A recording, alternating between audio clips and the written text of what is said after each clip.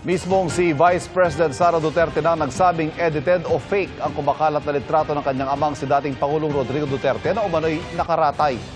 Nakatutok si Bernadette Reyes.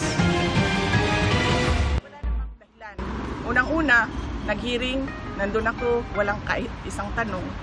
Ngayon, may impeachment trial, tapos magdi-discuss ako noon sa labas ng impeachment trial. Pag wala ng ibang venue, saka ako magsasalita. My explanations will be in my own time, hindi sa panahon kung kailan gusto ng mga members of the House of Representatives. Ito ang sagot ni Vice President Sara Duterte sa mga batikos ng mga kongresista kung bakit ngayon lang siya sumasagot kaugnay sa issue ng confidential funds. Noong pinadalhan daw siya ng sulat ng Commission on Audit, maayos raw itong sinagot ng Office of the Vice President. Nitong Martes, hininga ng Supreme Court ang Kamara at Senado na mga karagdagang impormasyon kaugnay sa impeachment ng Vice Presidente. Nauna nang kinumpirma ni House Secretary General Reginald Velasco na natanggap na nila ang notice mula sa Korte Suprema. Nanindigan din si Velasco na walang nilabag na rule sa impeachment ang kanyang tanggapan at ang Kamara.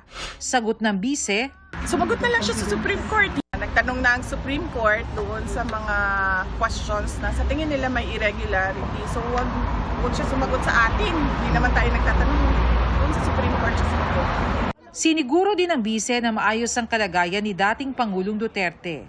Meron pong nagpadala sa akin ng photo na mukhang nasa hospital bed si dating Pangulong Rodrigo Duterte. Hindi totoo yung photo na yon.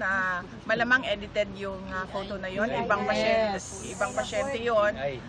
Inano lang nila yung mukha ni dating Pangulong Duterte. Wala po siya sa hospital ng detention unit. Nandun po siya sa regular wing ng detention unit. At kanina, naglalakad naman siya mag-isa, albeit may dala-dala siyang tungkod. Oo, may dala-dala siyang tungkod.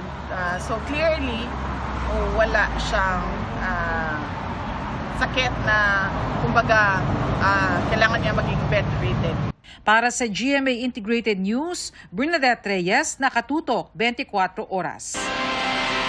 Nagdahil sa pagkakasangkot sa illegal na droga, naaresto sa Maynila ang isang Korean national na matagal nang wanted sa Korea. Nakatutok si Jomar Apresto. Nakunan sa surveillance video ang isang Korean national habang may hawak na ecstasy tablets sa Malate, Maynila. Makalipas ang ilang araw, nahuli siya ng mga tauhan ng Ermita Police Station sa tapat ng isang convenience store sa bahagi ng Nakpil Street kasamang isang Pilipino. Naaktuhan raw siya ng mga otoridad habang bumibili ng illegal na droga sa isang lalaki. Matapos ang isinagawang verification sa Bureau of Immigration, napag-alaman ng pulisya na ang dayuhan na nahuli wanted sa South Korea at pinaghahanap ng Interpol noon pang 2022.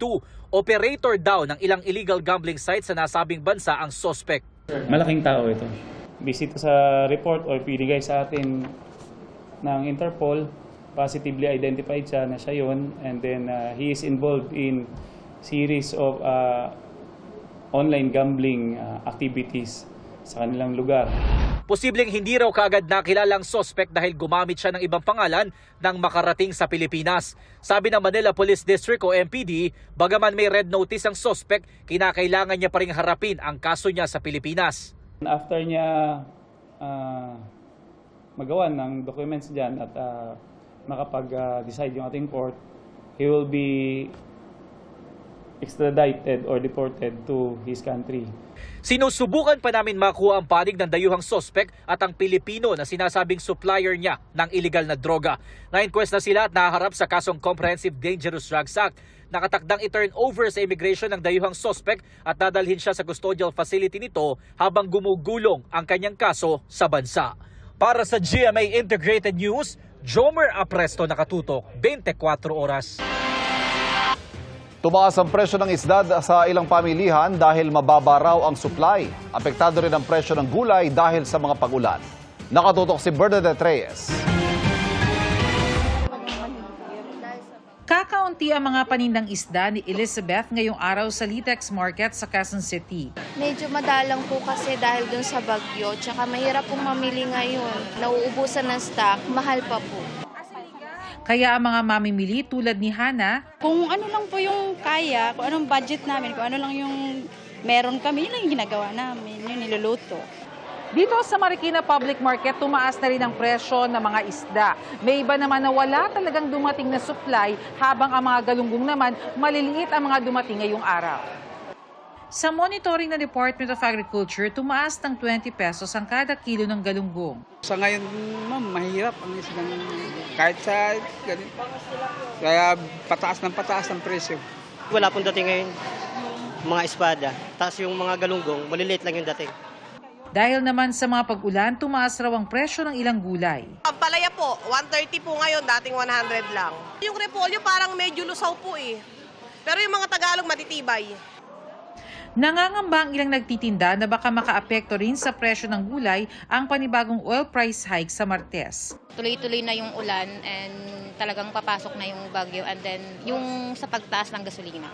Siguro doon talaga siya maapektuhan yung mga gulay namin. Ayon sa Department of Agriculture, base sa pinakahuling damage report dahil sa habagat at bagyong Bising, umaabot sa 34 metric tons ang nasirang palay sa Cavite. Hinihintay pa ang ulat kung may iba pang naiulat na napinsalang agricultural products. Kagaya sa upland, hindi naman siya masyadong concern. Sa lowland naman, wala naman nagre-report sa atin ng mga malawakang pagbaha. Para naman matiyak na sapat ang supply ng isda, nauna nang pinayagan ng importation ng 25,000 metric tons ng isda. Para sa GMA Integrated News, Bernadette Reyes, nakatutok 24 oras. Matapos po ang dalawang magkasunod na rollback, oil price hike ang nakaamba naman sa susunod na linggo. At sa tansya ng kumpanyang Unioil, hanggang piso at 30 sentimo kada litro ang posibleng dagdag presyo sa diesel. Hanggang 50 sentimo naman sa kada litro ng gasolina. Naunang sinabi ng Oil Industry Management Bureau na kabilang sa dahilan ng pagtaas ng presyo ay ang pagbaba ng produksyon ng langis na Amerika habang tumataas ang demand at ang pag-atake ng mga Houthis sa mga shipping vessels sa Red Sea.